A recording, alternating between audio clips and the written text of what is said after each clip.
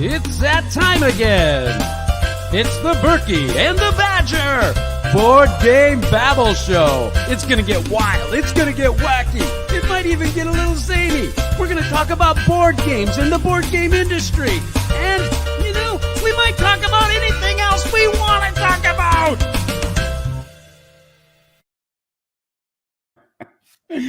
Oh, yeah, baby. We're live. It's the Burky and Badger Board Game Babble Show, episode 94. Four. Super. Speaking of four, I'll talk about that. Yesterday, I got the chance to go to the outer rim of Babblot and play an old game called golf. Oh.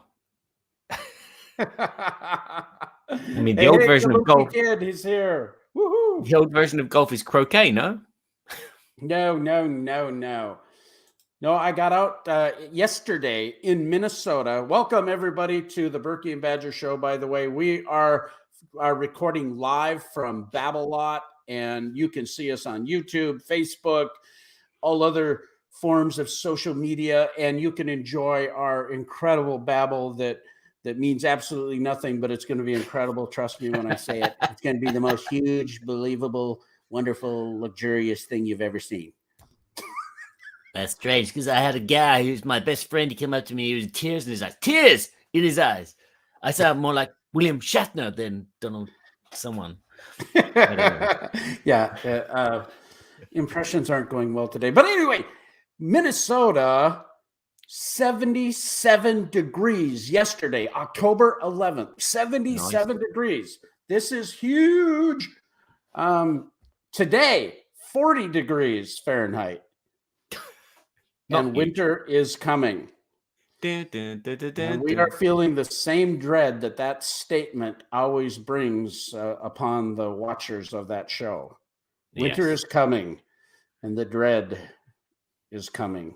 But I got to golf yesterday, probably for the last time of the year. I had 4 pars, and I had 2 triple bogeys. Wow. You've only got 2 nostrils, though.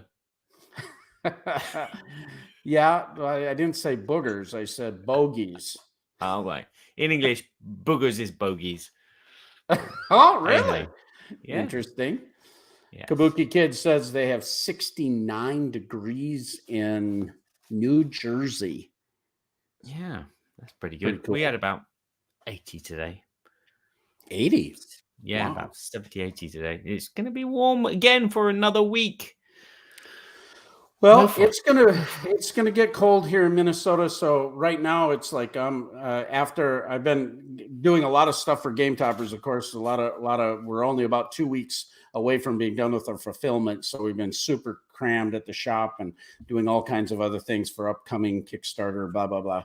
But now is the time everybody in Minnesota gets all their outdoor stuff done. You get your outdoor hoses and garden stuff all put away. And then I have to chop a bunch of wood, baby. Oh, well, no. Oh, yeah. No, what with your laser eyes? No, I wish I had that superpower, but I have to start up the old log splitter and haul the logs over there and split them and carry them to my garage so that my fireplace will be warm and cozy. I should have the little people do it, but this king still does the menial things. He likes doing the menial things. So we've got a lot of fun stuff to talk about on this show, and we're going to just jump right into it because one of the things that's super cool that just happened is the Spiel Fair in Essen, Germany, and Sir Badger the Brave happened to go to the Spiel. So we want to hear all about the Spiel. You can tell everybody else what else we're going to talk about too, but okay, yeah. Also in this show, we are going to do some good and not so bad and ugly. Yes, we're doing some first impressions that we haven't done for a while. Woohoo! I'm not so bad and ugly. Yeah. And then we are going to do our Babble subject. And our Babble subject on this episode is what you says. What you says? It's we're going to look at all the polls that we... I didn't say anything. Yeah. That was just a bad impression of my son who who doesn't speak much English, but when he does, it's like, go to bed, Robin. And he's like, what you says? And it's like, to get out of going to I didn't bed. say anything. What did you say? Who's on first? Who's on first? So anyway, yeah. So our Babble subject is about the polls that we've been posting. We're going to go through them and have like a little bit of a trip down memory lane of past episodes and see if we can remember the subjects that we were talking about and why we posted these questions in the poll and what you said. I don't even remember the subjects we talked about. And what are we talking about today? So please then tell us about your awesome trip to the Spiel. The Spiel. Spiel. As always, I go with Team Bombay X, who are based in Quimper, which is the very west of France, up that top bit and that arm reaching out for America. I demo with them every year at Essen. As you may remember, I missed out on going to the UK Games Expo with them to demo there because of this nasty hypercourses, which was really killing my ears. And then, so we went there, we set up, we demoed, we had fun. We had lots of fun, actually. But and then we came home and we all got home nice and safely. So there you go, Essen Spiel, all wrapped up in a bow there. Nice.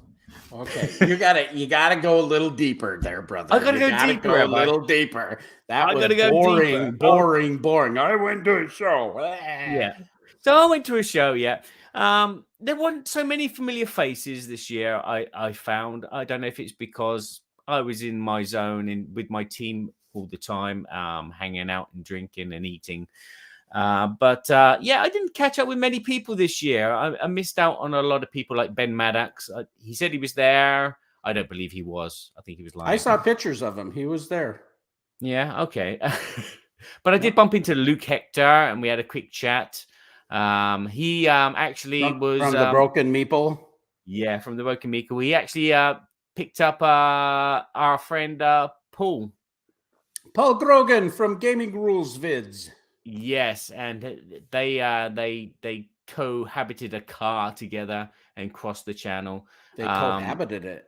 Yeah, I didn't bump into Paul though, unfortunately. Yeah, I think he was busy demoing. I can't remember who he was demoing for. Sorry, Paul. I could have done a plug, but yeah, he was doing a bunch of different things. I think he was doing some stuff for CGE, but he had a big meeting at that Fitzpatrick pub. So you didn't go to the meetup?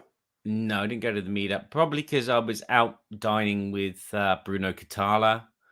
What? Hold the phone. You hear it right here on the Burky and Badger Board Game Babble Show. Badger got to eat out with Bruno Catala? Yeah. So, well, Bruno Catala has designed a few games for Bombay X over the years. So like Abyss. And the latest title, Salt and Pepper, which we're going to talk about a bit later in this video. Ooh. Oh, I haven't written it down on the sheet. I should do. I'm going to have to change my games now. So tell us about Bruno. He's one of my favorite designers. I love Bruno. He is a man that has experienced a lot about the designing world. I could dive into lots of details about what he said, but I think some of it was like, private business stuff. We want to know the private business stuff and we reveal it to everybody. Yeah, but he was, from what I could pick up again, remember, he's French. He speaks a lot of French. We were the French team. They don't speak a lot of English when they're, in between each other. But we were talking about, the different approaches different companies have with designers and contracts. And it was quite interesting from my perspective, looking in on this world. Not knowing anything. So, it was good. He talked a bit about his biking and actually, we had breakfast with him as well. My friend David Bartello, who constantly comments. He's not watching yet. I'm going to have to get him. David, you should be watching. He's we were all at the same hotel, so if I was him, I wouldn't watch either. And we don't really care if people watch. We just want everybody to like it and subscribe. So it really doesn't matter if anybody watches. And Kabuki is right. We don't talk about Bruno, Burky. We don't talk about Bruno. No. What stays in Bruno stays in Bruno. But no, we had a lot of. Well, I didn't have a lot of chatter with Bruno, but it was mainly business with him. I mean, as I said, we had breakfast the next morning, and Bruno was on his own, and so David invited him over. So it was just me, David, and Bruno. And David was talking with Bruno about business stuff and that, promotions and artists and things like that. So again, I was just like a fly on the wall, so to speak. But yeah, we had some good laughs as well. I could talk about the jokes that we made, but not on this channel. And a lot of the jokes were aimed at the English and the French, the differences between them. So it was a good time. I've had the opportunity at a lot of different shows to hang out with different groups of publishers and owners and some designers. And I always find it really interesting. They're talking about some of the new ideas, some of the trends in the industry. They they'll talk about some projects they're working on. And then sometimes there's some private information that you really can't talk about, but it's very interesting hearing about it firsthand and some of their thought processes. And I just feel it's just really, I don't know, being involved in those conversations feels special, because you're part of the hobby that we love, but it gives you a little bit of glimpse behind the curtain, so to speak, and you get to, get a little bit of feel of what's going on, what they're working on. Was there any information you can talk about of anything they're working on? Bruno got out a prototype and he was playing it with one of the team. It's kind of like a tableau building game, very simple kind of drafting. I didn't catch all the rules because I was busy stuffing my face full of sushi at the same time. So, but yeah, he was. I mean, he was talking about the life of a designer in a publisher's world, and as I said, he was talking about the different ways that different publishers treat you. Some of them will just snatch up your contract with you straight away, and some of them will, say, "Okay, yeah, I'll work with you on this. Let's develop this a bit more and see if we can make this a better thing." And so there was the contrast on, as I said, on different publishers and designers and how they work. And he's also, this is funny. I can't remember which one of his games it was. That's the bad thing. But he doesn't want to work on a solo version of a game.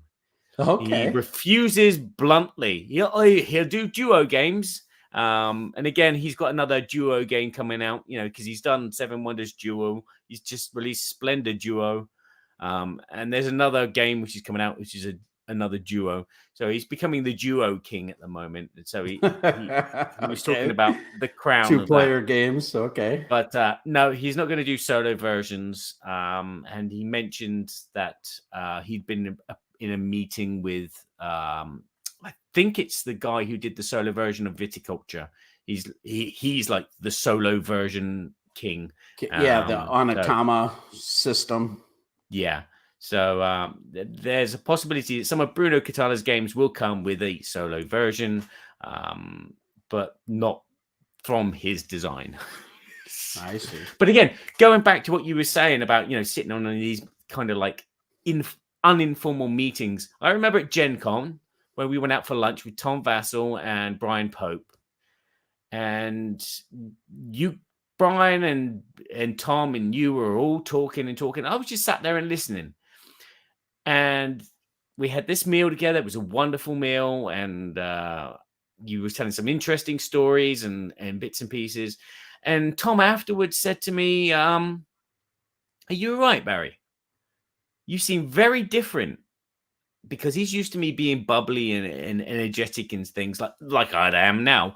But I said, fine. I was just like caught up in the moment and listening to all, all the things, and it kind of like it's interesting looking on the world. I was that fly on the wall again, so to speak, and many times I am that fly on the wall because I've got nothing really interesting to say. In fact, I am the comedy at these things. You know, we're having dinner and I will make a joke or someone will say something and I'll twist the words in a different way, and then we're all burst out laughing. And I think that's why Bombayks like me the most. I just twist the French words and make them funny.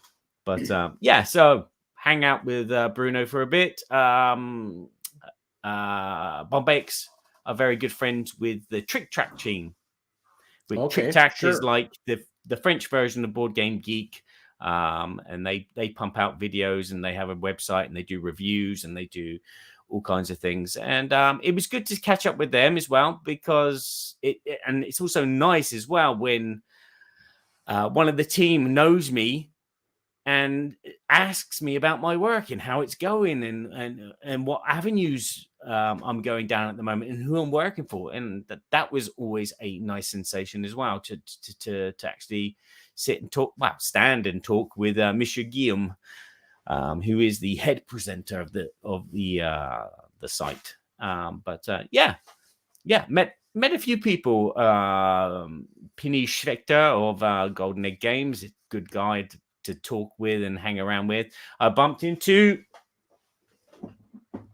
Robert, who gave me a game, which we probably talk about. We'll have to talk about that on the sponsorship. I saw that being posted there. How was your talk with Robert Geislinger from Arcane Wonders? It was short, unfortunately, because I had to run around in a 30-minute span and go and do all my shopping in that 30-minute span that I had throughout the whole week. Because, as a demoer, you work from 10 o'clock to 7 o'clock.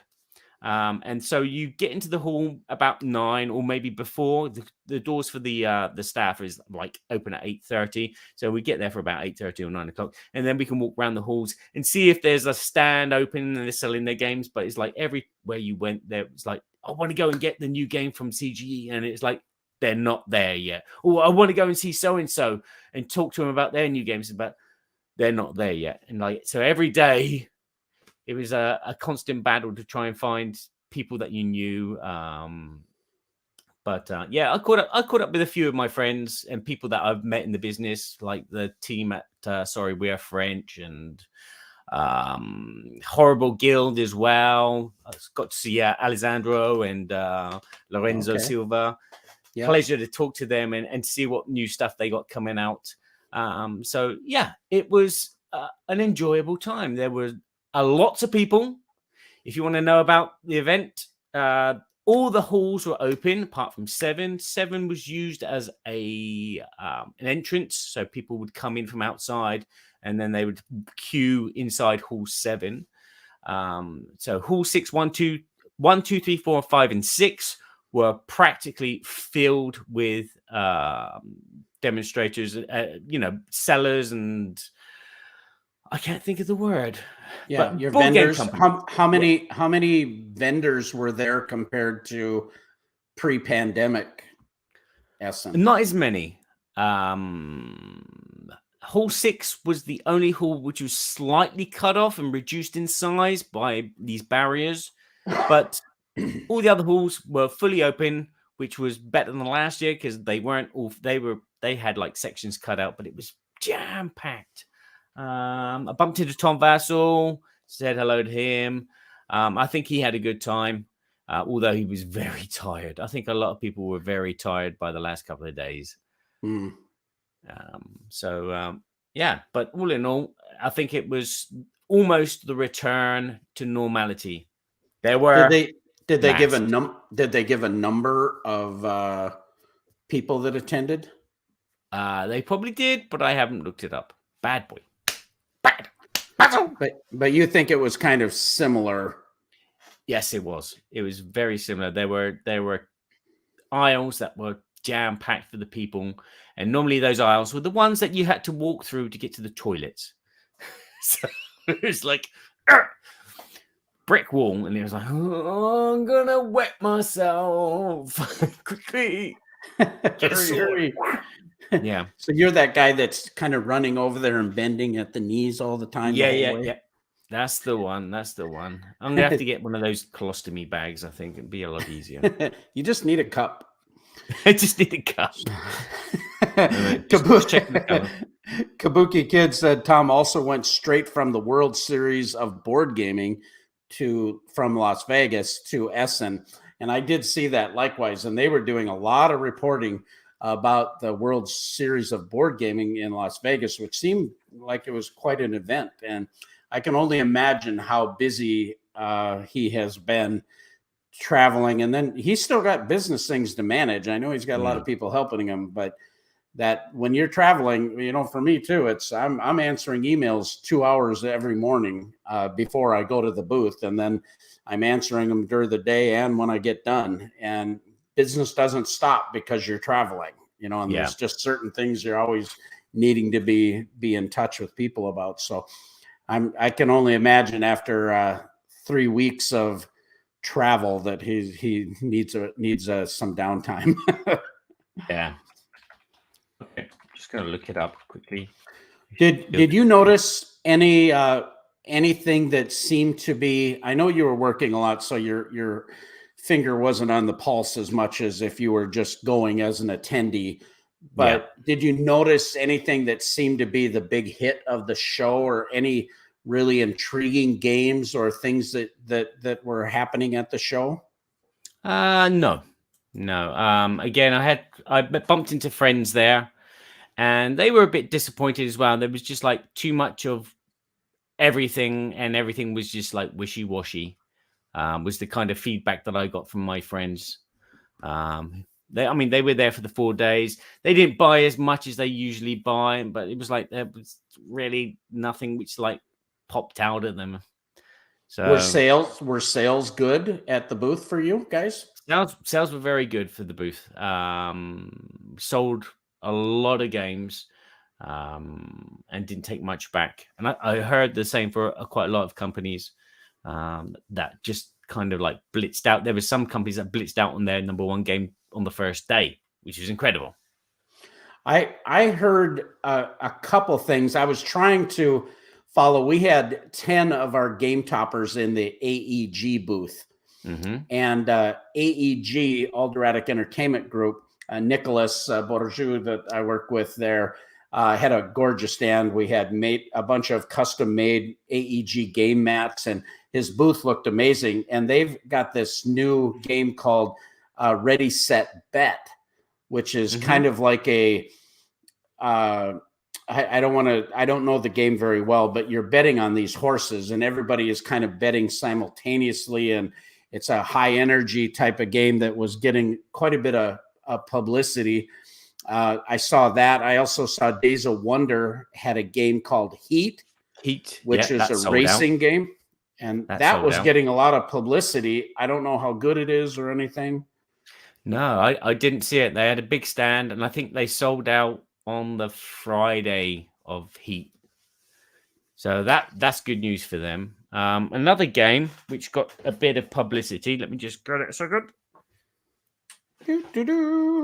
Which I saw around quite a bit and saw people wearing T-shirts of this. This is Starship Captains from CGE. CGE, yep. Yeah, and this is in a bag because I need to send it to someone. Oh. Yes, I got a message from Rob Searing. Said, "Oh, can you look out for these games for me?" And I'm like, "Okay, I'll try to." So while I was doing my shopping, I was like constantly going through the list of Rob Searing, a bit like Arya Stark, Cersei the Hound. Yeah, Kabuki says, kill. Starship Captains in no way in violation of any license. No, but it looks nice. I mean, as I said, I saw people wearing T-shirts of it. I saw the big publicities for it and everything. It looked really nice. But apart from that, there wasn't much. I wanted to see the Fate Forge game, which was on Kickstarter at the time, but it's now finished. But they didn't have that there. And I saw Lucky Duck Games had a big deal, and they were Flamecraft. was getting a lot of. I mean, their publicity arm is pretty long. Yeah. I mean, their reach is everywhere, and so I was seeing it a lot. I don't really know. It looks really cool. I didn't see it. I went to their booth. I went and saw Scott, my contact, which I went to look for Scott, but he'd gone by Sunday. Yes, he was hanging out with Vincent Vassal, back in Poland. But I went along and saw Marta, who is my communications for all the work that I do for them. So, saw Jamie and Georgina from Holy Grail Games as well. I got to hang out with them for a bit. Unfortunately, they didn't buy me a beer. They promised me beer, and there was no beer. But I caught up with them, and it was good to, hear some stories. And I love the food court in there, shifting gears from games, but I love the food court because they make those spiral potato things that are on a stick. And then they dip it in their thing, and then they deep fry that baby. Every day at lunch, I would run over there and grab one of those deep fried potato sticks. I had to change my routine of eating. That was sad, but also important.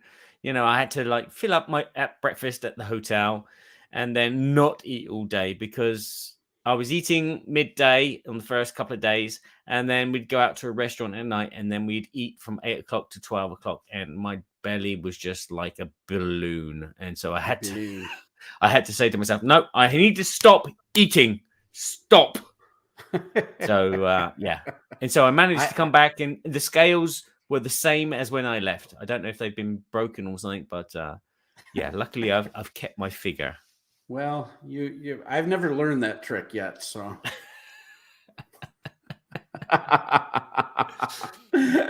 Yep, and Kabuki Kid said the currywurst. Yeah, they have some really awesome bratwursts and currywursts that are on these large hard rolls with the crunchy onions and the hot mustards, and oh yeah, baby, I'm all in. I don't know what we had. We on the first day we had this barquette with chips and some sliced kind of sausage, but it was all in this brown sauce that was like HP sauce, but spicy HP sauce for those English people that watching this. So it was like, whoa, this is nice, but it's spicy, but it's nice, but it's spicy. Oh man, have I got a story about spicy food to talk about? But I think we should move on personally. All right. Well, was there anything else exciting that you wanted to talk about at Essen? Yeah, just got the numbers up, as you can see here. In 2019, the attendance was 209,000. Then there was 0 attendance in 2020. In 2021, there was 93,000 people. And this year, there was 147,000 people. So it's nearly back to about two-thirds-ish. Yeah. So I heard a lot of people having horrible connection issues in their travel. Especially planes and trains and automobiles. It was like a John Candy movie for everybody that was trying to get to Essen or get home. All right. Yeah, I only had that in Essen itself. When I pulled out the petrol station, it was like my GPS would not find a signal. And then I realized that I'd put it on walking instead of driving. So it was telling me to turn left, and I was like, I can't turn left there. There's a path. Well, hopefully next year, Burky and Game Toppers will be at Essen. We'll see how things go. Yeah, that'd be great. Well, let's move on to our sponsor, Arcane Wonders, and then we're going to go into our segment, the good, the not so bad and ugly, and then we'll go to our Babble topic. But Arcane Wonders is been our sponsor of the Burky and Badger board game show, and just amazing games that this company has put out. Picture Perfect, Furnace, there's expansions to Furnace, Aquatica, Smartphone Inc., Foundations of Rome. I mean, the list, Spoils of War and Good Critters and Onitama, of course, Sheriff of Nottingham. Just amazing games. Barry, were at Essen, and you actually saw and picked up a copy of one of their new titles. Why don't you tell us a little bit about Arcane Wonders?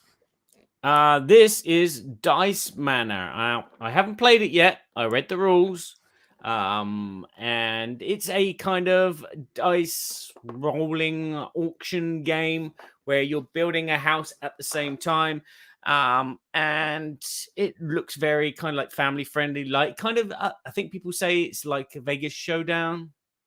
Oh, where you roll the dice and then you use the results to bid on something. So like if you want a living room, you have to use 4s for a living room. So if you've got 4s, you can place them there, or you can put them into your built house. It's a manor. It's not a house. It's a manor.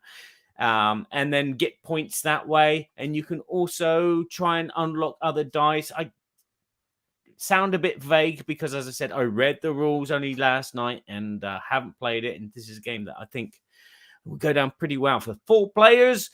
Probably plays in about 40 minutes, I believe. But yeah. It looks nice. It kind of reminds me of Suburbia kind of looking. Okay. Castles of Mad King Ludwig, where you're building a kind of a house from these tiles, and there's different shapes, and they got different doors in different places. But again, you're trying to use your dice to give you some prestige, which will hopefully win you the game. It looks interesting, and I can't wait to give it a go. Yeah, it says 30 to 45 minutes. Yeah, that sounds like everything I love. I love Castles of Mad King Ludwig, and I like dice, auction bidding type action selection stuff. I think that's from the comma. What's the name of the company? Comma Drone Games. Sorry? It's the same company, the smartphone, I believe. Am I right about that? Just says Arcane The Wonders. Smartphone Inc. and Mobile Markets are awesome games. Oh, right. No, it just says So, yeah. Arcane Wonders. Arcane Wonders. Arcane Wonders, but I think it's Comadrone. Comadrone Games. Yeah, that's right. Okay. Does it say that anywhere on there? Comadrone Games? I thought I saw that. Not at all. It says Dice Tour. What's Dice Tour? Yeah, it's a tour of dice. Okay, yeah. And a tour of homes, because this is a manor, so you tour the manor with the dice. Yes, this is a Dice Tower Essential. Oh, it's a Dice Tower Essential.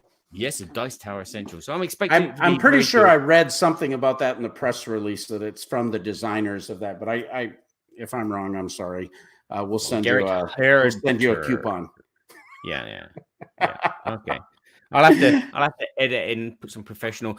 Oh, his name is Garrett Hunter. Yeah. There you go. Well, that's fantastic. I know Arcane Wonders have a lot of exciting stuff coming up, but you can check them out at arcanewonders.com. You can late pledge now, just within this next week or so. You can late pledge for Foundations of Rome, and that'll be all cool. So with that, we're going to move on to our segment, The Good, the Not So Bad, and the Ugly.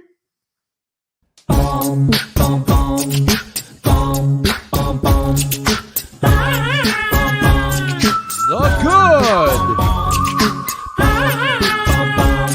the not so bad. Wait for it. And the ugly. Hey.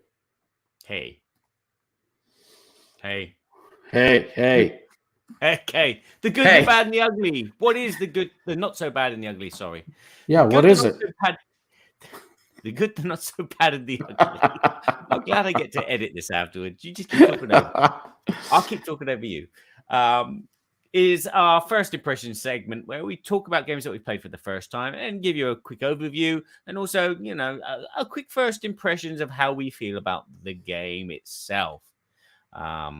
I've got loads of games to talk about now, so I'm trying to scrim it down. So we're going to do 2 each. 2 each. 2 each. Okay, right. I'll do that one and that one because I know them very well. I've played them a lot.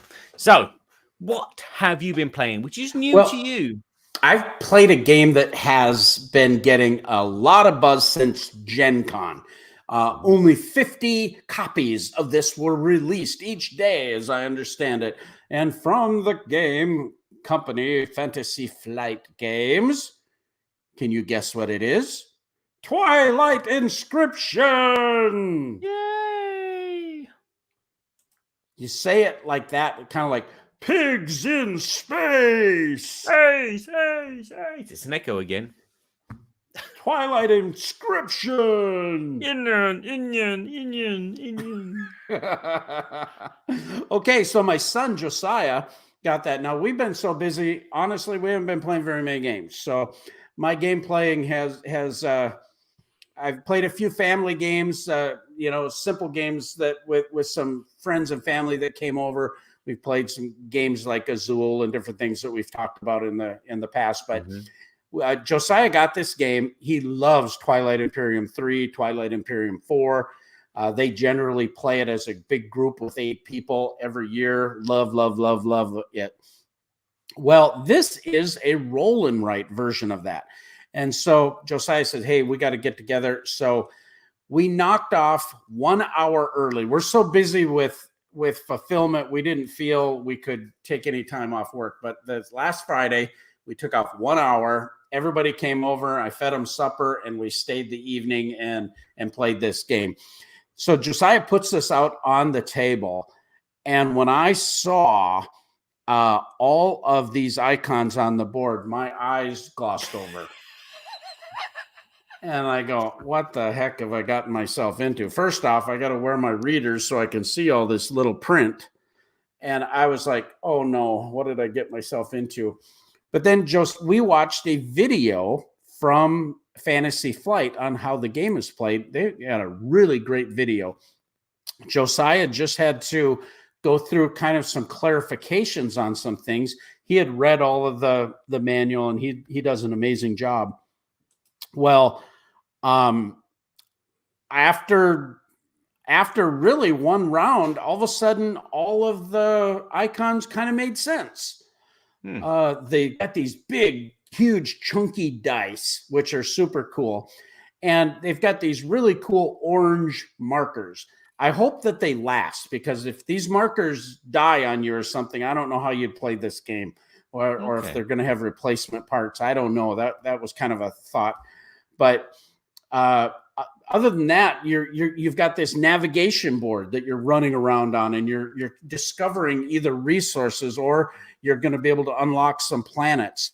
Then you've got this track where you've got all these resources, and you're collecting these resources. You get to mark them off, and you get victory points once you fill out these sections. You also get other basic resources, containers that can be used for different things. You have another track that is the war track, where you're actually building your war machines, your troops, or your PDMs, I think they're called, or PDSs. You've got the War Sun. You can do these, and you're gathering resources, these 3 different kind of resources to get all of those. You're also going to these planets where you're getting population and resources, and there's a voting element that happens. You've got this card deck that comes up and gives all the events, and sometimes there's a war event, sometimes there's a voting event, sometimes there's other events that take place that are less going on, and allows you just to continue to move forward.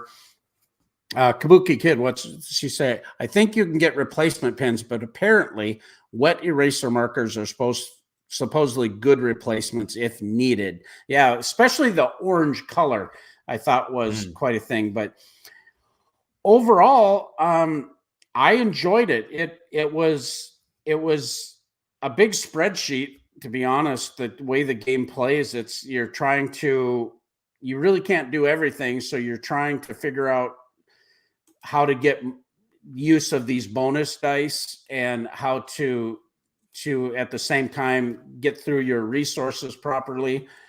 Of course, Josiah was able to figure that all out before the rest of us. And After we got done, though, I thought it was pretty fun. It wasn't that hard. It was a little bit longer than I would like for a roll and write game. We played, it took us about 2.5 hours total, which wasn't too bad. No. There was a little bit of a learning curve. So what'd you say? Shorter than Twilight Imperium, then. Yeah, exactly. And I think one comment that I'm going to give you my rating on this. What do you think I'm going to rate it? No, I'm going to say 4. 4 out of 5. No, good, not so bad, and ugly. Oh yeah, sorry, yeah, not so bad. What channel are we on? Are we on? We're not doing somebody else's podcast. Maybe I've started another podcast and I have my own rating thing. Oh, see, you heard it first on Burky and Badger. Burky's getting fired. No. I wouldn't blame you. I'd fire me. Yeah. So, what do you think? No, I think you say it's not so bad. Yeah, I'm going to say not so bad. I don't know. The reason I'm not rating it good is because I'm not a big fan of roll and writes personally. There's a few of them that I like, but overall, I've kind of wore out on them. I don't like having to write things down and look at a board. I'd rather play with components. Twilight Imperium 4, Twilight Imperium 3, I love that game. But it's such a huge, long, epic beast. I mean, you can hardly ever get to play it. I mean, you need a group of people learning the game all over again almost, because it's the time length, the setup. It's a big, epic, awesome experience. I just love it. It's tactile. This game does not give you that feeling. No. This game gave me that feeling of a spreadsheet, and it was kind of work, me trying to figure out everything. So there's this puzzle. If you like that kind of thing, that's awesome. Yeah. For me, it was just like, I definitely play it again. I think it's very well designed. I didn't see anything that upset me or made me not like it. Just it got kind of long to do that kind of math, if you will. And then tactilely, it wasn't as much. There wasn't that much interaction. So even when the voting came, it just wasn't quite as fulfilling as the main game. So that's why I'm giving it that rating. But if you like that kind of roll and write stuff, you'll probably love this. It's produced really well. It's affordable. It's pretty good. Okay. Twilight Thingy Bobby. Twilight Inscription. That's the one. Kabuki Kid is talking about these markers too, that there is a place where you can get fluorescent orange chalk markers can be purchased. There was a thread on BGG about where to get third-party ones. Okay. Kabuki Kid says voting was a big flaw in that game. Yeah, I kind of agree. I just felt like getting the commissioners so that you had the votes and how that played with how you marked them, and everybody kind of knew what everybody was going to do. It just you can play this game up to 8 players, and we only had 3 players that were playing it, so that might have affected that. I don't know. It just didn't feel that important and as exciting and impactful as it is with Twilight Imperium 4. Yeah, voting games and auction games are always better with more people. Yeah. Well, supposedly this isn't the case with this game. That's why we questioned whether we should play it, because we were going to have 6 people and then it didn't work out that way. Right. But I don't know. All right, moving on. What game have you played? Well, I'll just quickly, while you was talking about those orange markers, just quickly show you this. This is one of the games that I was demoing at Essen, which comes out next month. It's called Look at the Stars, where you're drawing on a blackboard with white pens. Oh, cool. Which again is interesting. And again, what happens when those pens run out? Yeah. It's a trap. You have to buy them from Bombay. So anyway, going back to Bombay X, the game that I want to talk about as I played it quite a lot and demoed it a lot, is this new game from Bruno Catala called Sea Salt and Pepper. And, of course, Tio... I've been saying... I met him, I spoke his name, and I can't pronounce it. I'm looking at the word, and I can't pronounce it. I can't quite see it there. It's Tio Riviera. Okay. I got there. Okay. Sea Salt and Pepper. Now, this is a small, well, hand-sized deck of cards with these wonderful origami images of sea creatures and sea things like lighthouses and sharks and mermaids and swimmers and stuff. And it's a very, very light, family-friendly game. In fact, I'm going to compare it to Uno in the regards that it's like a game you play with a deck of cards and you'll constantly build. Instead of getting rid of your cards, you're building. You start with nothing. You can either draw 2 cards and keep one of them, or you draw from one of 2 discard piles. Now, the thing is, the detail is in the cards. There are 4 types of cards that you can collect, and the more you have of them in your hand at the end of the game, the more points they're worth. So like penguins, for example, you have 1 penguin, it's 1 point. If you have 2 penguins, they're 3 points.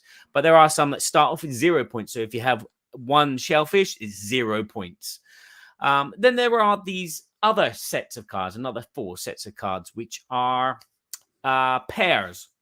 So you could find 2 fish, or you can find 2 boats. When you have these in your hand, you can actually play these in front of you. They will score you a point, and they will also give you an action. And this is where like the kind of Uno-ness comes out of them. So like it will, 2 boats will let you play again. 2 fish will let you take the top card from the deck. 2 crabs will let you take one of the discard piles, take the card that you want and keep it. And then there's the unusual pair of the shark and the swimmer. Having these played, again, gives you 1 point at the end of the game. But also, you get to steal a card from another player. And then finally, there's another 4. Well, it's not finally, but there's another 4 cards. As you can see on the bottom of the screen here, you have this fish, this lighthouse, this penguin, and this sailor. And they basically give you points for each card that you have that corresponds to that. So for each fish card that you have, you get a point. Or for each penguin you have, you get 2 points. Finally, there are the mermaids. And the mermaids are the fun part of the game. You can have a mermaid at the end of the game. You're going to score a point for each of the same color that you have. So your biggest group of color. And the colors are different. So there's like 9 dark blues, but there's like 2 pinks and 1 orange in the whole deck. So getting a color set is quite interesting. The other interesting thing about the mermaids is if you have all 4 of the mermaids in your hand, you win the game outright. And why do I say that? Because basically the game is a scoring game. You're going to play, you're going to score some points, and then you write them down, and then you play another hand. And it's a case of getting to a certain point level. Finally, there is this lovely little twist. Is that you can end the round when you want. When you have 7 points or more, you can bring the game to a halt by saying stop, and everyone reveals their cards, and you count your points, and everyone writes down their points. Or you can do like a bet. You can push your luck. You can say, okay, last round. You score your cards, and you hope that nobody has more than you. Everyone else has 1 more turn, and then they count their cards. And if you win the bet, you score everything, while they only score for their strongest color. If you lose the bet, it's the reverse. And that's it. It's a small card game. As I said, it reminds me of playing Uno with the family. What do you think I think about it? Well, you're talking fairly positive about it. It's a small game. I know you like family games, so I'm probably going to think that you're going to say good. Oh, yeah. It's good. It's good. I thoroughly enjoyed playing this game. It's got a nice kind of... It just feels like you're playing a card game with the family. You could be playing Risk or Bridge or Trumps or whatever you call it. And that's what it feels like. It feels like a traditional card game, but it's got like that kind of Uno-ish kind of feel where there's a bit of, there's a bit of luck and then there's a bit of, stealing cards from players or stealing that card from one of the discard piles, which someone else put there, and they thought, nah, nobody wants that. That's kind of interesting art with that geometric type of art design. I'm not sure if I'm attracted to it or not, but it's origami. Origami, okay. Yeah, everything out on that is origami. Okay, that makes more sense. And everything that they had those origami figures at the booth, which is really cool. Okay, yeah, that makes a lot more sense. That's interesting. So that's just come out, and I think it's about €12. Unfortunately, I don't have a copy because they sold out. Oh no! Oh no! Oh no! Oh no! Otherwise, I'd be holding it right here and going, "Look at this game! This game is brilliant." And in fact, Z Garcia came past the stand. I didn't see him, but my man Yan, he said Z said it's the best game at the show. Oh wow! So. That's high praise. The people's choice, Z Garcia. Yeah. Well, that's so interesting. There you go. Who salt and pepper from who? Sea salt and pepper, right? It was called, pepper. It's not pepper. It's paper. Sea salt and paper. And in fact, it was me that suggested putting the word sea before, because people would think, you buy the game called Salt and Paper, you think it's like a game about fish and chip shops. So who's the publisher? That's Bombayix. Come on. What is Bombayix? Oh, I'm sorry. Yes. I missed it. Doy. All right. I've got another game I played at Dice Tower West that one of our family games that is one of our favorites is called Concordia. We have tons of the mats. We've got the Venus expansion and the Salt expansion, all that stuff. We love Concordia. Maddie, my daughter, loves this game. Josiah, it's one of the games I can actually compete with Josiah on, because you can never really tell where you're at the end of the game. So I love that game. So we're at Dice Tower West, and Trey Lennox and his group, who's a good friend of ours, and he teaches a lot of games, and he's a machine when it comes to playing games at conventions. He's got a list, and he's going to get through 30 games come hell or high water. I don't want to go out to eat. I don't want to hang out and talk. I want to play games. He is so zoned in. I'm not that way. So anyway, we figured out a time that he goes, well, if you like Concordia, you'll love Margraves of Valeria. Margraves of Valeria. All right. Who's the publisher there again? Daily Magic. That's right. And so there's a series of these Valeria games. You'll notice the art. The art is from the oh gosh, I just lost his name. I believe it's the same guy that does the art for the Renegade Games.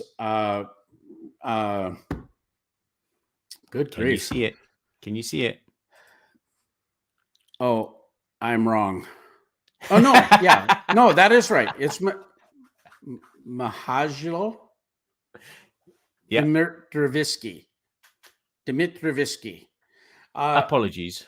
Yes, very much apologies. So anyway, this game has similar mechanisms to where you have these action cards that you're laying down, and then once you do these actions, you're going to pick those cards up at some point and be able to replay them, but you're going to upgrade your hand so that you can do more of different things. And you're going to travel around this medieval-ish fantasy map of Valeria to do different things. And when you do different things, it's going to allow you to move up on these tracks that are very similar to when you're collecting these cards in your hand. You're getting multipliers because of these certain guilds that are there that are going to match up to that track. So if you've moved it up to 7 on that track and you have 3 of these cards in your hand, you're going to be able to multiply that 7 times the 3.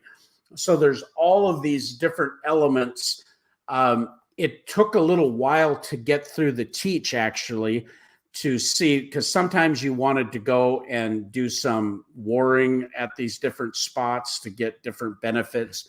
It just had more of a fantasy, medieval fantasy type of feel to it than it did trading in the Mediterranean or collecting resources, like Concordia. But it had similar feel to it. That's a really brief overview for time. I'm not going to go much deeper into that. What do you think I think about Margraves of Valeria? Going on their past track record, I think that you would think this is a good game. I mean, I've got one of their games. Not that I've played it, but I've got one of them. I have played it. I'm lying. I played someone else's copy, though. That's it. Okay. You're right. Yeah. I'm going to rate it good. You're going to rate it good. There was a couple things that I didn't particularly care for. I'm forgetting the name of the track. It's the second island to the right that you're moving up. I found that kind of difficult to do. Mm-hmm. So it was like it limited your options depending on where you were traveling on the map. So it was similar to Orleans, if you will. When you're traveling, if you take a certain direction, you're going to be down there for a while. And so if you don't do it right, it's going to be hard to get back to something that you need to do later.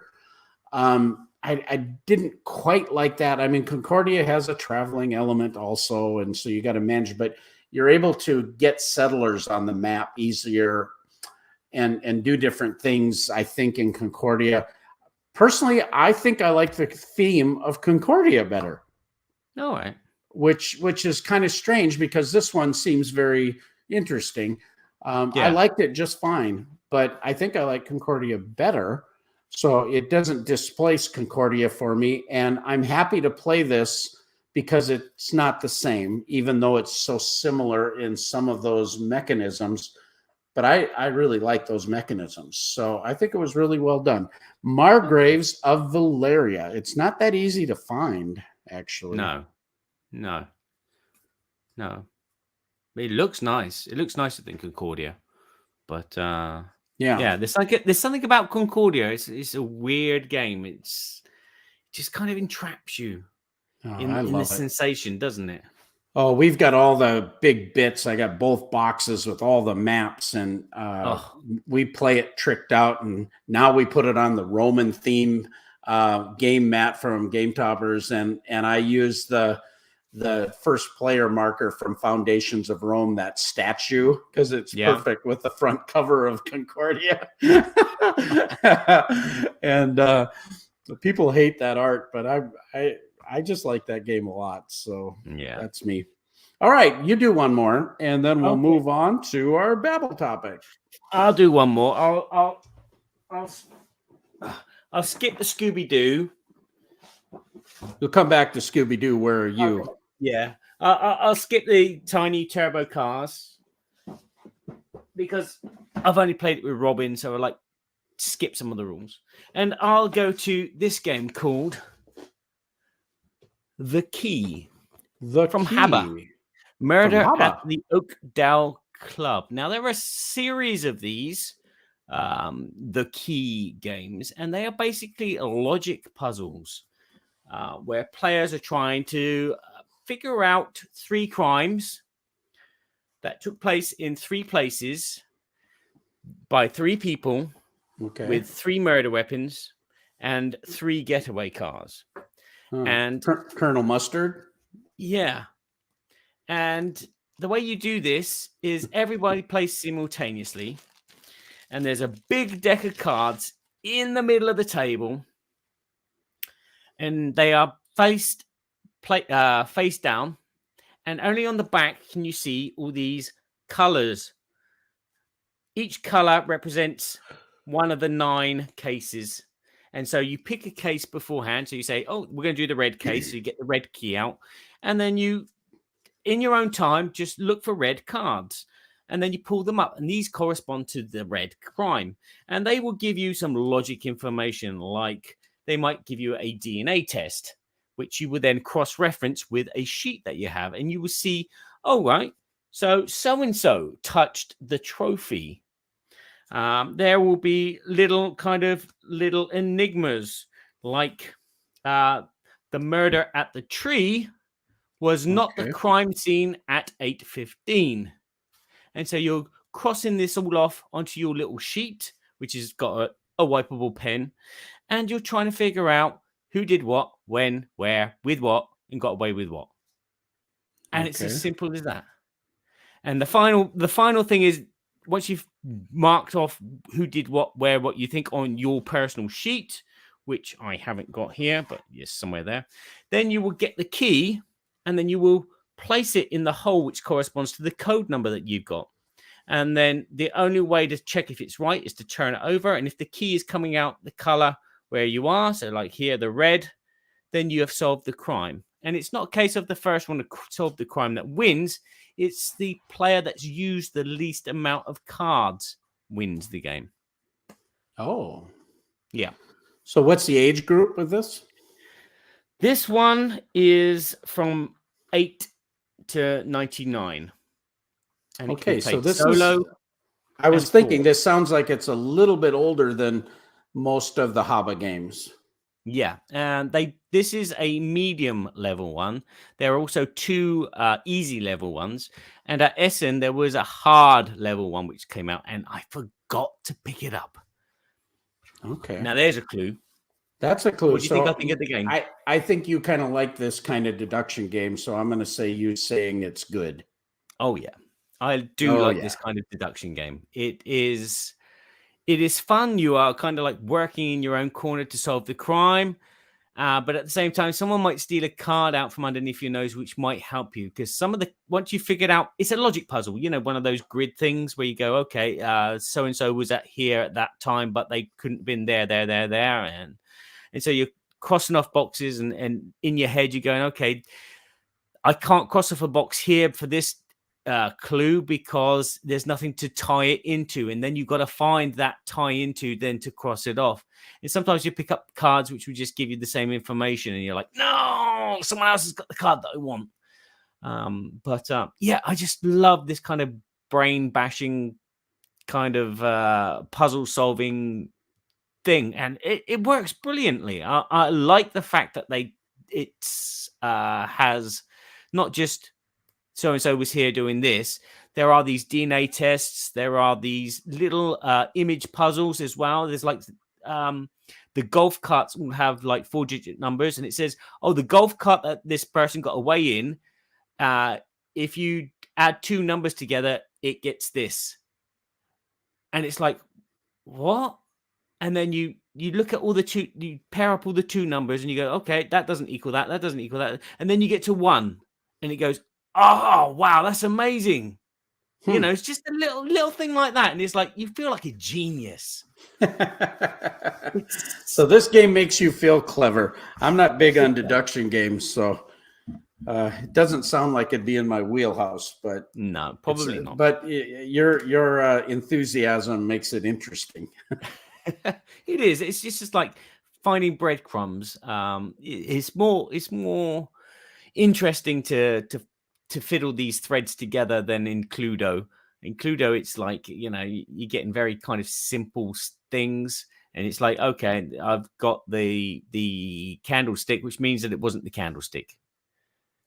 But this is like you've got to really pair things up and cross-reference things to go, okay, right, it might have been the candlestick, but it might not have been the candlestick. Sure. Yeah.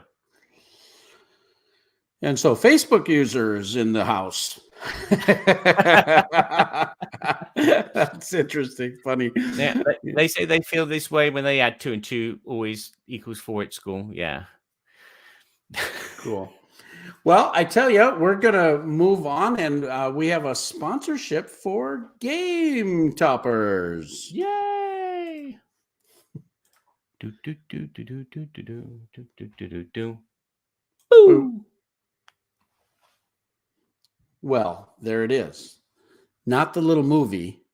Oh, you want the little movie? I'll do the little movie if you want.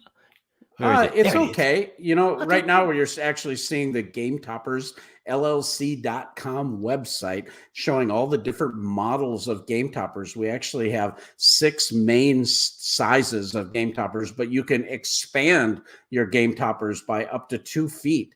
And we finished our late pledge manager here in June. The Kickstarter ended in May, and in June it launched.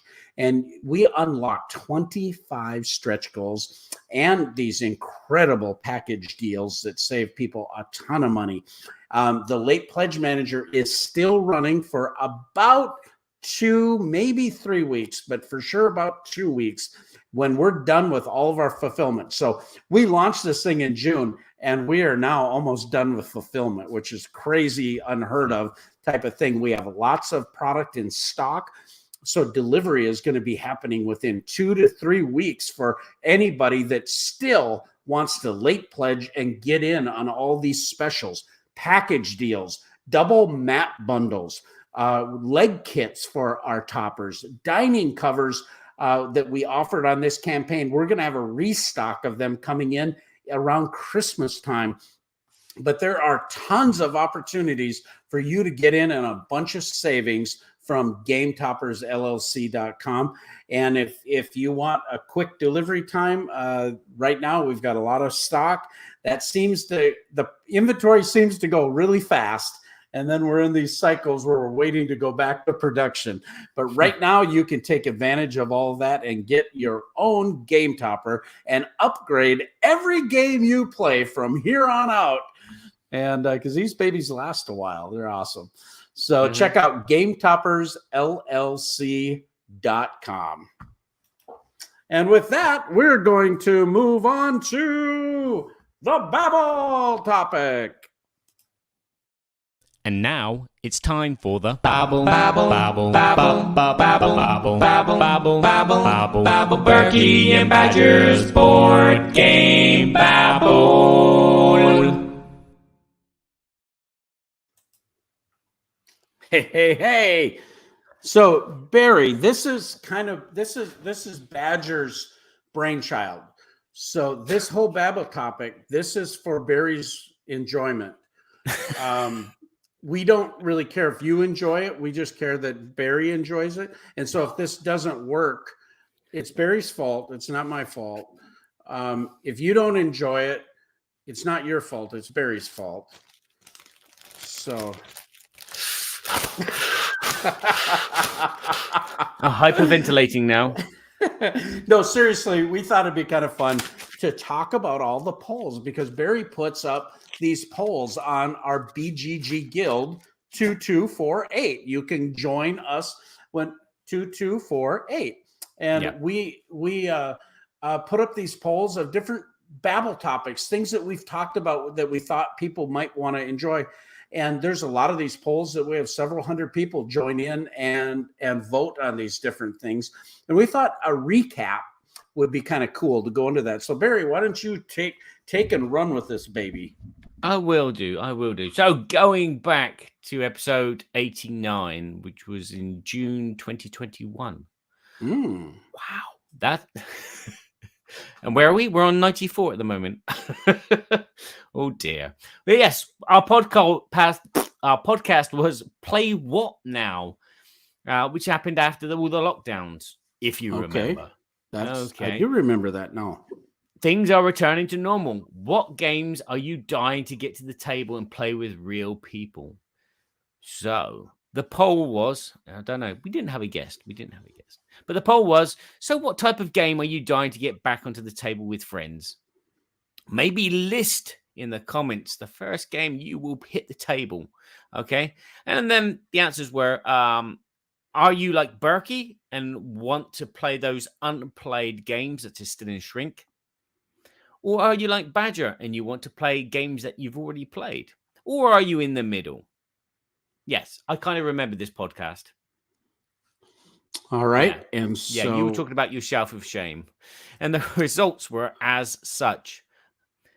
We have a split of 56 people were in the middle. 56%, sorry. of people were in the middle. So, and then there were mainly people with you, with 26% saying that they want to play their unplayed games, whereas 18% were people like me who wanted to play games that they already loved. This is such a big, interesting topic, right? I mean, because it's like, I don't know of anybody who is a hobby board game enthusiast that have jumped into the hobby with both feet that do not have a reasonably large shelf of shame or shelf of opportunity, as some would say. Yeah. So, Rob McBride is in the castle. No. He says he loves long poles, long ones, short ones, wood ones, but our favorite are, wait, what? Oh, not poles. And you totally misunderstood what I miss Rob. About. I miss Rob. Yeah, me too. We're actually going to see Rob at Scyther Gaming at BGGCon. We're actually going to be sharing a booth, and he's going to be promoting his game Over Battle, which is this incredible production and big epic space battle. But he's got a new medieval version that's crazy cool with a talking dragon. You have to come and check us out at BGGCon. Yeah. So, but anyway, we just watched this episode today, Kabuki. Shame, ding. Shame, ding. But anyway. Yeah. Well, what do you do? I have duality in this whole thing. I very much want to play some of the games that I love that are sitting on the shelf crying, play me, play me, play me. What's wrong with me? Nothing's wrong with you. I think I was just more eager to get to the table and just slam something on the table and play it without reading a rule book. That was the thing for me, I think. Yeah, but I can't even do that anymore. Neither. No? I got 700 games on the shelf, and there's maybe, I don't know, maybe 50, 75. This is a new poll. How many games on your gaming shelf can you remember how to play without revisiting the rules? That's a good one. 20%, 40%, 60%. Yeah. Okay. It's not great for me, I can tell you that, but because there's so much time has passed that I think in my head I remember the experience really well. And even if I've played it multiple times, there's some games I still have to go, I forgot how to play. For a while, I thought I was losing my mind. And then everybody else that has a lot of games were saying the same thing. Yeah, we got to go back and revisit the rules. We can't remember all these details. Yeah. So one of the comments from that poll was from Nick Bolton, who says, I'm quite happy continuing to play solo. Although I have been playing a few multiplayer games with the family over the last year. I don't have any unplayed games. Wow. He doesn't have any unplayed games. I play most games as soon as I get them. Well, that's the way it should be. Yeah. But when you get too many games and you want too much. Yep. And you hear everybody talking about all these awesome things and you go, oh, I want that. And then you click and you buy that or you back that. 2 years later, it comes in and you're like, oh, I don't know if I want this anymore. Or I don't know if I have time to play it anymore. Okay. Well, that's a very interesting poll. Are we going to go to poll number 2? Poll number 2 is from episode 87, Living in the New World, where it looks like we were talking about distribution. The logistics and the shipping crisis. We're all touched by this in some way or another. Burky explains a little bit of his experiences. Oh, yes. And how it is affecting the game community and what he is hearing around the industry. And the poll was, if you are a Kickstarter backer, which of these statements most sums up your feelings about your game coming later than expected? And there were 3 responses that I posted. Number 1 was, at the end of the day, I understand the problems and are happy to wait. Number 2 was, I wish there was an option to pay a little more to get my game on time. And the third one was, I want my game and I want it now, with a little reimbursement for putting me out. Yeah, they put me out. Give it to me for free. Yeah. You scoundrel. The king thinks like that. Look at this poll here. A whopping 97.8% of the people said at the end of the day, they understand the problems. Well, I have to say, for my small cross-section of business with Game Toppers, our backers have been incredibly understanding. They understand that they know us as a company, they know our track record, they know our communication, and they know we're doing the absolute best we can in a very difficult situation. Prior to the pandemic, it still was difficult for people. Yeah. I mean, there was always unforeseen things that happened to Kickstarters. New publishers, for instance, their first Kickstarter campaign, they hardly ever made their projections because they didn't know how to do it. They were learning. Some performed better than others. We've had a really good track record of performing pretty well, but we've had our issues too. And mostly things that you just can't control, which creates so much frustration. I think for my perspective, if we're talking about Kickstarters in particular, companies that are transparent with the process and that have developed trust with their backers understand, okay, they know that we don't really love this, of course, but we understand. And our backers, they have been so gracious. There's been a little bit of fatigue. You can feel it, with different product lines of different things that they've been waiting a long time for. I mean, I was waiting for my Truvang Legends game from Simon for 3.5 years, while they were delivering other games and this one for some reason was out there in La La Land.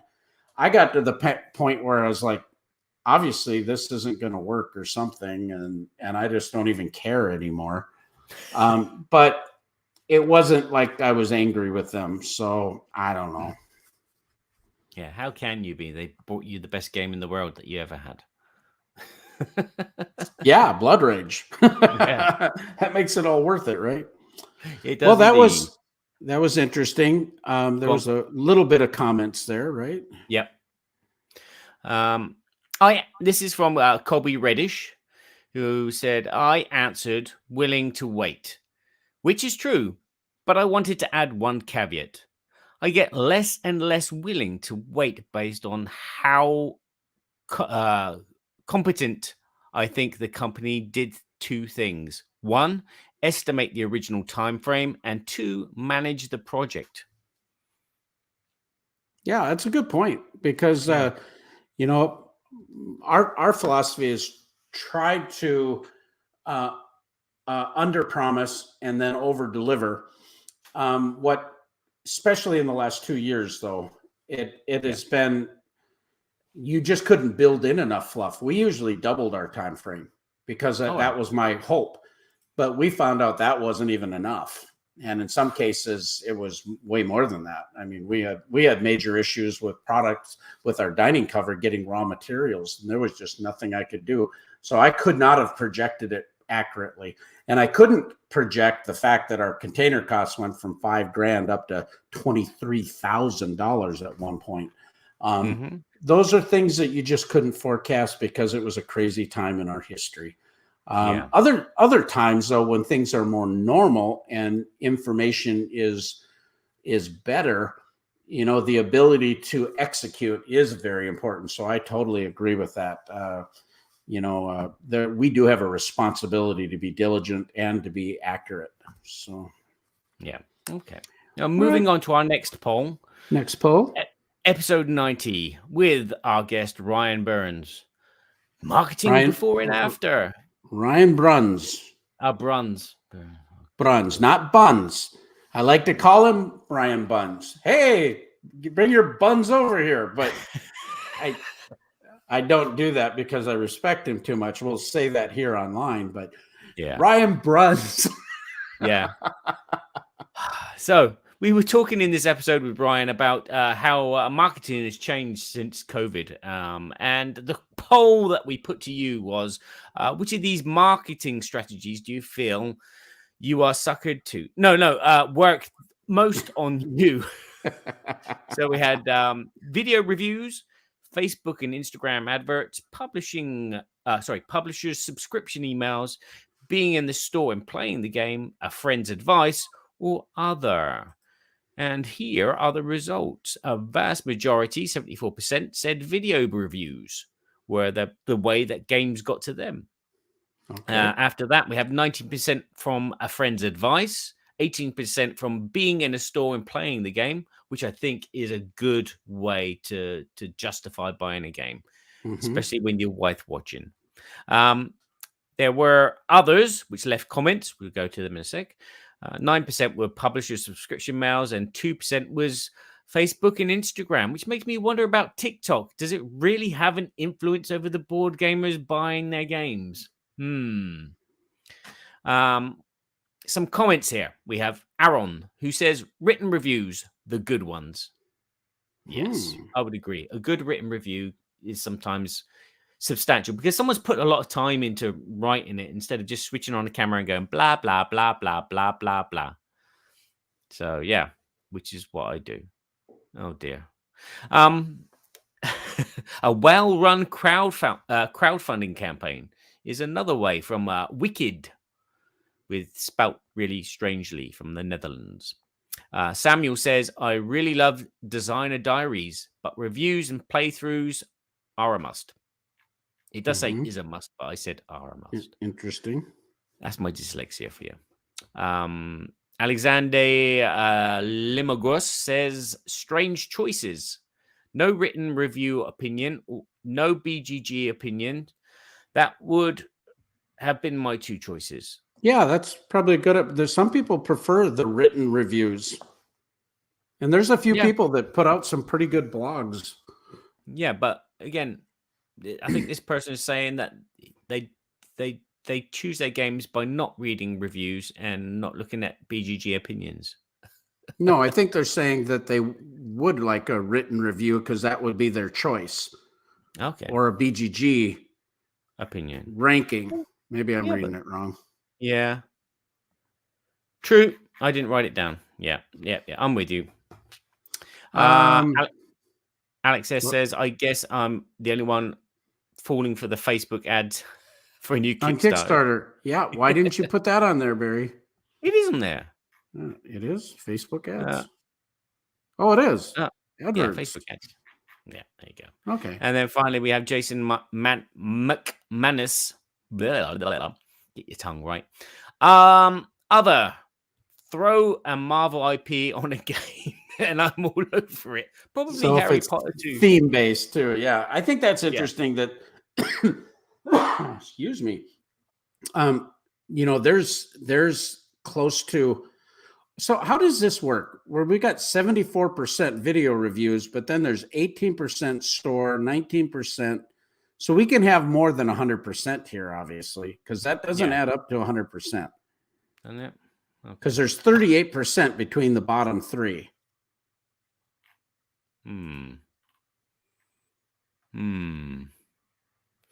Oh, we have to get in contact with Scott.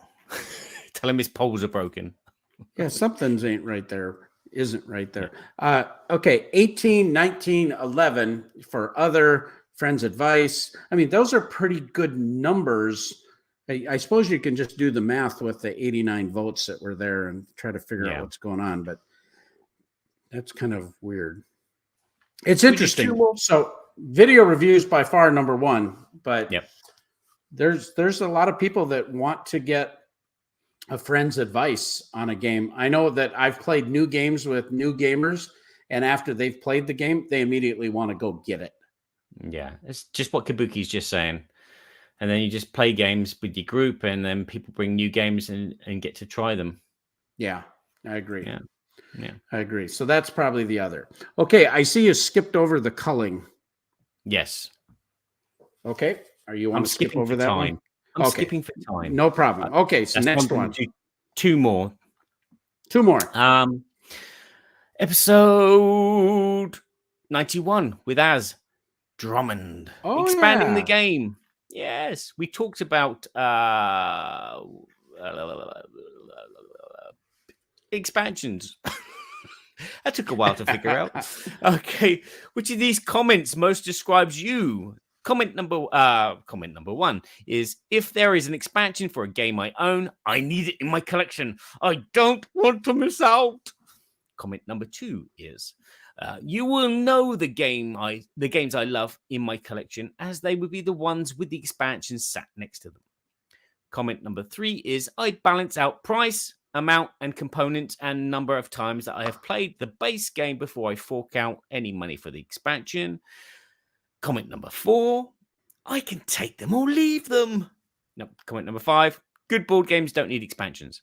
Number 6, what's an expansion? Number 7, the only expansion I need is for my house to store all my games. Did anyone vote for that one? Yes, 6 people did. Yeah, but nobody voted for what's an expansion. But anyway, so yeah, again, the vast majority there is the good games that I have because they're sat next to the expansions. Closely followed by if there's an expansion out there, I need it, and I balance out the price. So it looks like some people kind of judge those two are pretty close together, I think. That. So really, I think you could say 45% is there. It's like I look at expansions sometimes as, and I know we had a lot of discussion about this with AZ, but when an expansion provides unnecessary complexity, even though I'm a completionist and I want all the stuff, if I deem that the review of the expansion really overcomplicates it or makes the play go really long, then I'm inclined sometimes not to do it, even though I like that completionist thought. Yeah. Okay. Yeah. And I think I'm a bit of a sucker. I just bought at Essen the Potion Explosion expansions, but then again, I've enjoyed Potion Explosion over the years, and I think it needs the expansions just to spice it up for me, I think. So, I have 2 expansions that I was able to acquire: the Leaders expansion for Lost Ruins of Arnak, and the Rise of Izix for Dune Imperium. And I haven't been able to play both of them, but I'm very excited about getting to play both of them. Yeah, I was thinking of picking it up at Essen, and then, but explaining the money going out my pocket to my wife is a thing. I thought I'd just save it because I can get it at a store near me. It's the same thing. So I just got those games which I knew were going to cost me a lot more if I tried to export them in English. So yes. Okay. Gotcha. Last poll before we bring the show to a close. All right, last one was from our Woods of Evergreen before 2000s, where we were talking about our favorite games from before the 2000s. And the poll was, do you still have any games that you still play that were published over 22 years ago? If so, list them. And the results are astoundingly high for yes. And two out of 74 people said no. But what's most Kabuki Kid, I'm going back here. It says, she goes, I like the Outer Rim expansion, was great because it doesn't change much, but it adds a lot more cards and variety. And I knew when we played that game the first time, this game is set for an expansion. And I did get that expansion. And that's one of the games that I want to get back to the table with an expansion. So I've got all 3 of those. And I've heard all 3 of those games we just talked about. They're like must-have expansions. I'll never play it without it. A lot of people have said. So, okay, back to this poll. Sorry. Yeah, it's fair enough. Fair enough. Kabuki always has something great to say. She does. It's very insightful and appreciated. So here's a list of games which came out before the 2000s, which people still love, which is, there's some really good ones here, like Can't Stop, which I think was mentioned, Bonanza, For Sale, Lost Cities, Set, which I love, but didn't fit on my list.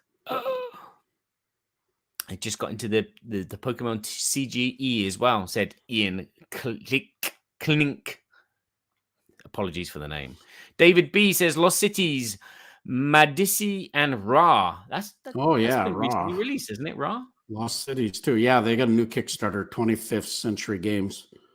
Yeah, there's a lot of great games. It's good Battle to see Line, this list. that's one. I play that all the time. Yeah.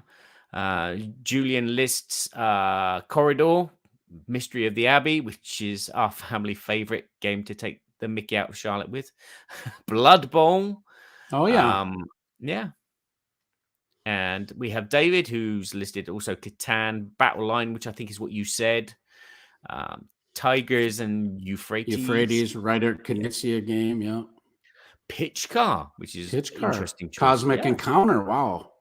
That's that old? It must be. Yeah, I think it was the 70s. I think Tom Vassell went into depth about like the first edition a long time ago. Yeah. Rob says Fist of Dragonstone, Daytona 500, the Gypsy series, Coloretto. Oh, yeah, Coloretto. Yeah, Rob McBride mentioned Axis and Allies. Yeah, absolutely. Yeah, oh, yeah. Railways, El Grande. I'm just going. There's a lot of people, a lot of comments here. Yeah, really put cool. Chess. That's Jean-Michel Lafouge. And Acquire. John F said Acquire, which that's an awesome game. I've got the old Avalon Hill version. Yep. We got Ryan Keane who says June. So like the first edition, Illuminati, which I've heard of. Yeah, Samurai. I mean, yeah, just there was a lot of games, and I guess that's the thing. A lot of these games still do stand the test of time, and once you find one that you really like, you still bring it out. There's many times we bring out some of these games. So yeah, and another great one here is Scotland Yard. Without Scotland Yard, there'd be no Fury of Dracula and no Letters from Whitechapel. So thank you, Mark. Hare and the Tortoise, which was revitalized in the 2000s. Okay, yep. Yeah, from there. And David Harding just counts chess and cribbage and crokinole. I mean, yeah, if you love them, they are great themes. There are lots and lots and lots of games. Sleuth Peridou, which is Liar's Dice in English. Hero Quest. It had to be there. And I wanted to finish with Jason C because he mentioned Labyrinth, which I still need to get a copy. And in fact, I saw an asterisk version of Labyrinth, which I want to get, and Masterpiece, which I have on my shelf, and I keep meaning to play, and I still haven't gotten around to it. So thanks, Jake. Well, I think one thing that is kind of fun that we've been doing this show for about 4 years now. Ooh. I can't remember. We've been saying that for 2 years. Yeah. But 4 years sounds better. 4 years sounds better. Sounds better than what? Kicking the teeth? Well, there's 94 episodes, right? 94 episodes.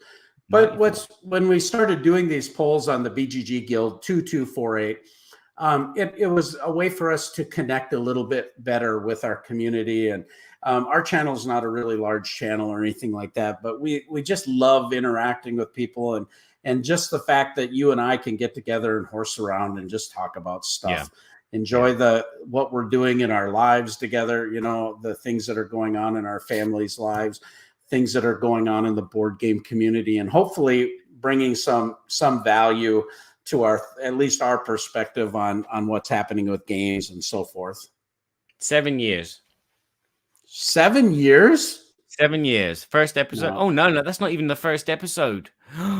2015. 2015 we started Burky and Badger? The first recording on Libsyn is episode 8, 2015. Well, and we did some episodes before that. That's crazy. 7 years. Yeah. I don't, we should celebrate something. Let's celebrate 23 years, 6 months, and 9 days. The thing that I love about our show is it has continued to lose listeners. That's the thing that I love about it. You know why? What? It's because we've got loose lips. And Kabiki loves those lips. Oh, that's funny. No, yeah. It's interesting because we started out where we were both doing reviews and doing a lot more, and then Game Toppers came along 5 years ago, and my life just changed so drastically.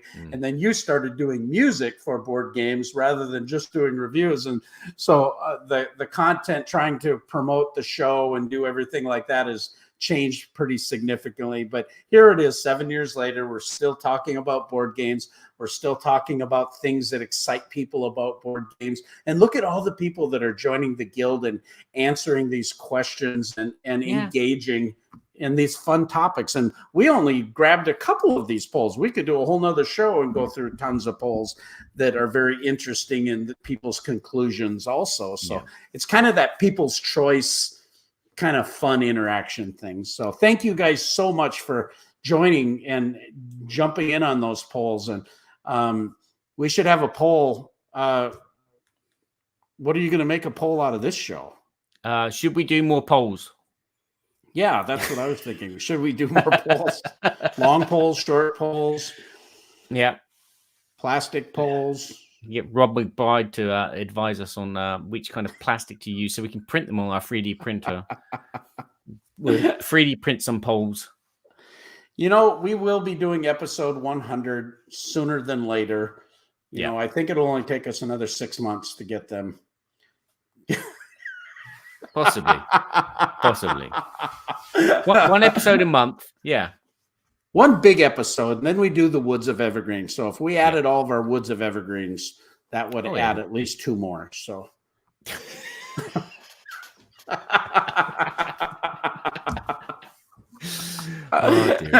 this is the podcast of self-deprecation.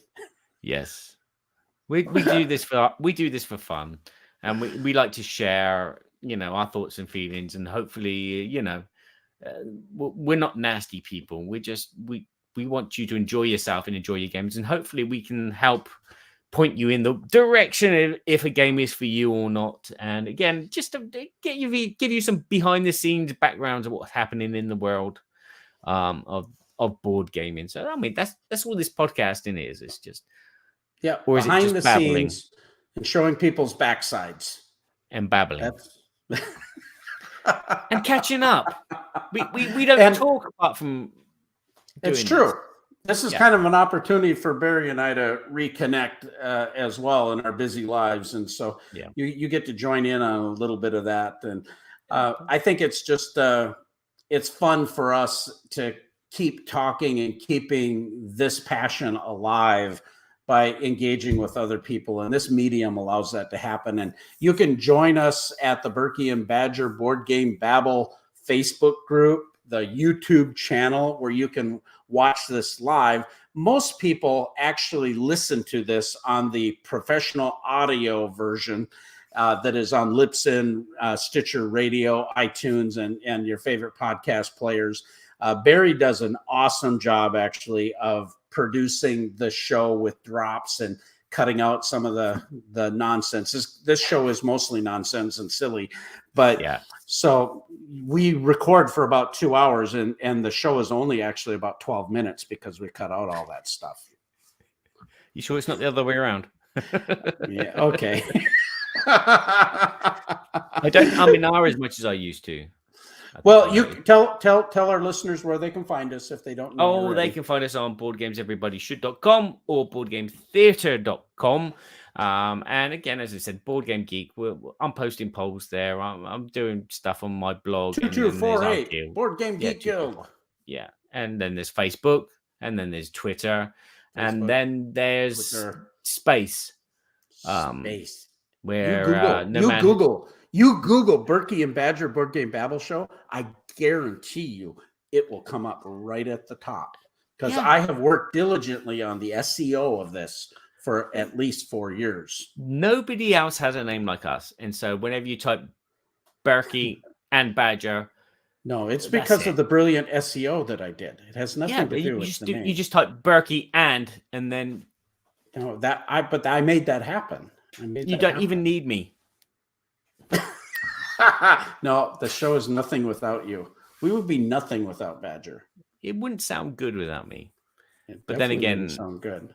We wouldn't sound good without my editing.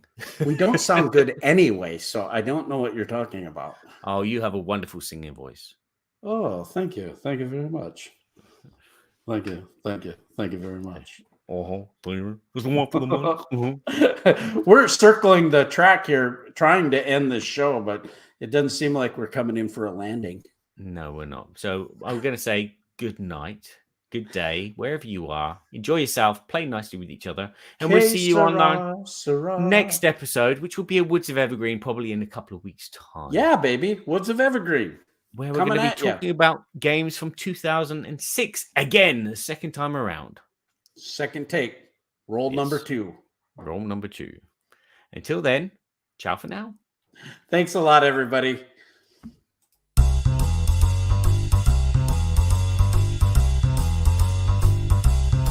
We're so glad we had this time together. And now it's time to go. It won't be long until we have another show. So keep us in mind, get online. Burky and Badger will be back in no time. No time. Say